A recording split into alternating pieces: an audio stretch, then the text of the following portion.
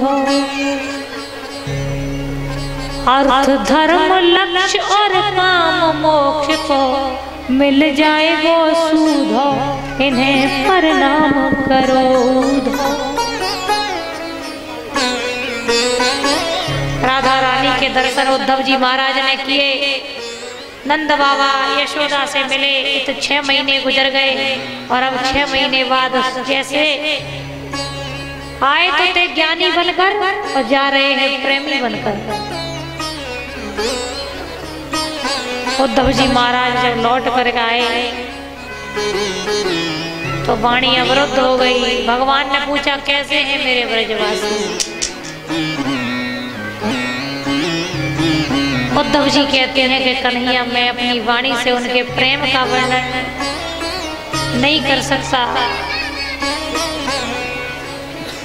राधा रानी के दर्शन मैंने किए, गोपियों का प्रेम देखा।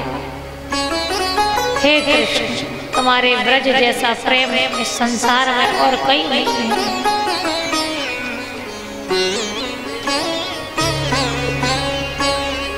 और अच्छा, कंस को मार दिया भगवान। अब कंस की 2 पत्नियां थी, एक नहीं 2। किसकी बेटी थी? जरासंध की।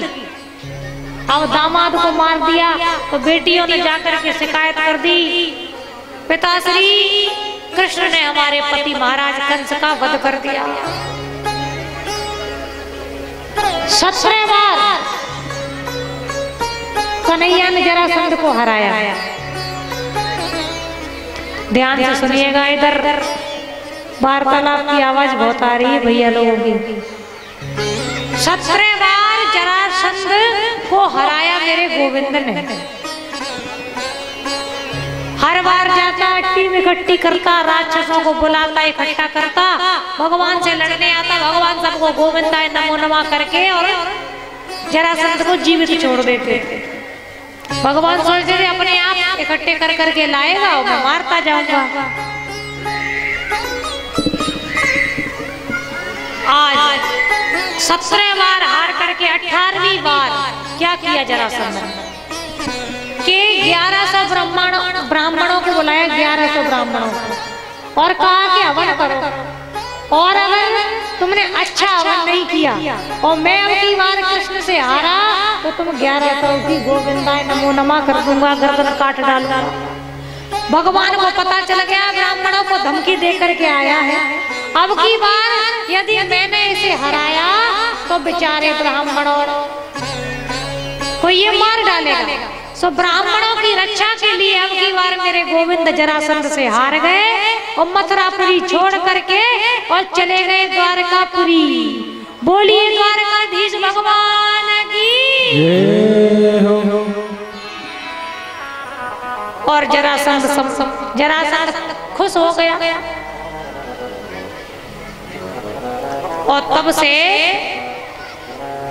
जरासंध भगवान को भगोड़ा कहता था। बोले डर के भाग गया, छुप गया समुद्र में जाकर। भगवान ने सुंदर नगरी का निर्माण किया विश्वकर्मा के द्वारा, द्वारकापुरी। इधर क्या हुआ,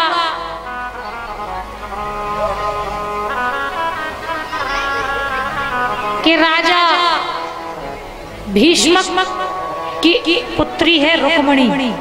विवाह की जो भी तैयारियां हो करें आप लोग।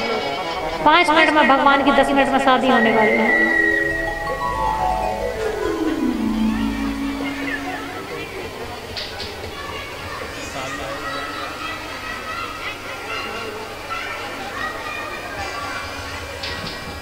रुक्मणी के 5 भाई हैं और एक अकेली बहन है। पिताजी ने कहा कन्या विवाह के योग्य हो गई है, अब इसके लिए कोई अच्छा सा वर ढूंढो। पिताजी ने कहा कि हमें तो एक ही वर अच्छा लगता है, द्वारका के राजा श्री कृष्ण भगवान। बेटों ने डांटा, बोले बुद्धि भ्रष्ट हो गई है, उस भगोड़े से हम अपनी बहन की शादी करेंगे। जरासंध से डर के भाग गया।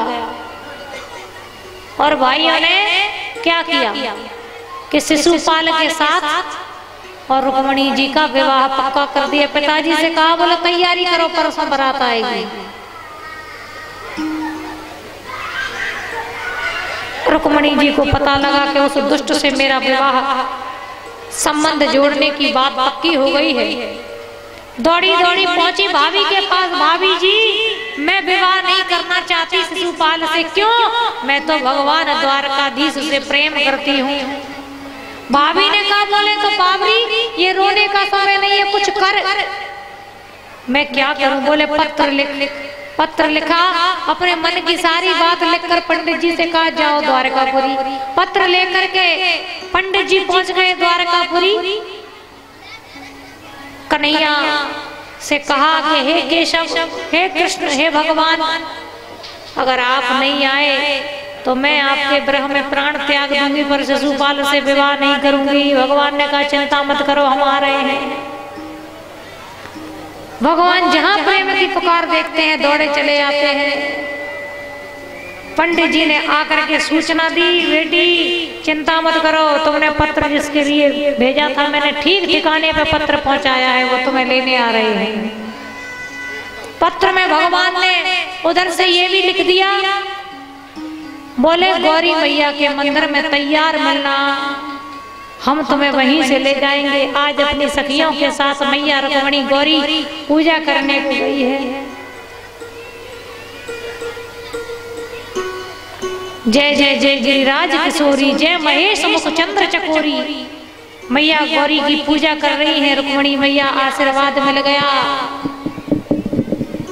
और इधर शिशुपाल बारात लेकर के आ रहा है। शिशुपाल आ गया बारात लेकर के। किसी ने खबर करी, महाराज सावधान, हमने सुना है कि द्वारका के राजा श्री कृष्ण भगवान भी आपकी जो संबंध आपका जिन कन्या से हुआ है उसी को लेने आ रहे हैं, तो सावधान रहना। शिशुपाल घबराया, बोले ये तो बहुत कठिन समस्या है, कहीं ऐसा नहीं हो जाए हम बैठे रह जाए और दुल्हन को कोई और ले जाए। क्या मुंह दिखाएंगे दुनिया वालों को? तब तक पता चला कि मैया गौरी पूजन को गई है, साथ में कई पहरेदार भेजे हैं। बात फैल गई कि भगवान श्री कृष्ण आने वाले हैं, तो मैया के साथ कई सैनिक, कई पहरेदार पहरेदारी करने को लगे हैं। तब तक क्या हुआ कि अपने रथ पर आरोहण होकर के और मेरे भगवान आ गए। भगवान तो अकेले ही आ गए। पीछे से पता लगा दाऊ भैया को, तो अपनी पूरी सेना लेके भगवान के पीछे से आ गए। समझ गए कि कन्हैया कछु गड़बड़ कर व्यवहारो है। अब क्या हुआ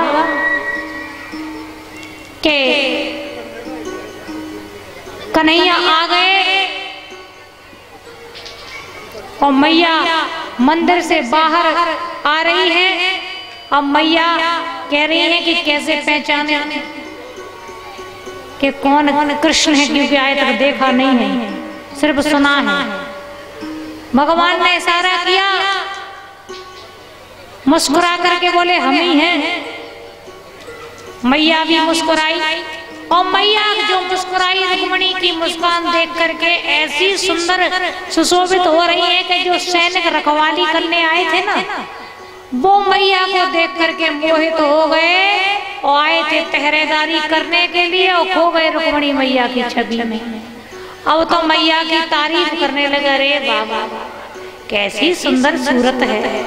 कोई कहता है बाल तो देख, बाल कैसे सुंदर हैं, अरे मुस्कान तो देख, ऐसे तारीफ कर रहे हैं। तब तक क्या हुआ कि भगवान ने पकड़ा रुक्मणी का हाथ और रथ की ओर ले जा रहे हैं। कुछ लोग तो कह रहे अरे देख जोड़ी कैसी सुंदर है, कुछ कह रहे अरे जोड़ी को छोड़, रथ देख, रथ कैसा दिव्य है।